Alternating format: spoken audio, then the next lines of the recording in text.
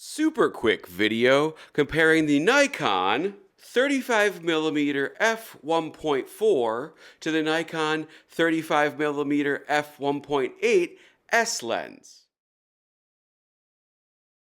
They're both black tubes with petal leaf lens hoods. The 1.4 has a control ring that I use as an aperture ring. The 1.8 doesn't, but has an AF/MF switch. The 1.4 doesn't have such a switch. The 1.8 is a little lighter, the 1.4 is a little heavier, which is kind of surprising since this is supposed to be the cheaper lens. However, this guy is on sale right now and also sells for $600. So they're the same price, and you can probably find this guy, which is the S-line lens, for a little cheaper than this guy because you can find this used more easily. In a nutshell, that's exactly what I would do. This is simply the better lens. It's sharper from corner to corner, it has smoother, more pleasing bokeh that tips a little bit towards swirliness, and it just has a nicer rendering in my opinion. It's got a bit of that 3D pop.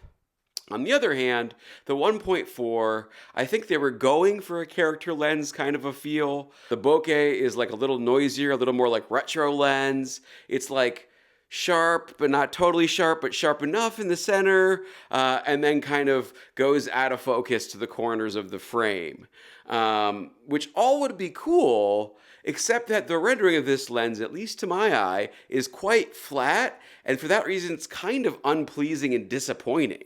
If this had some 3D pop to it, some better micro contrast, that kind of a thing, this might be a really neat lens.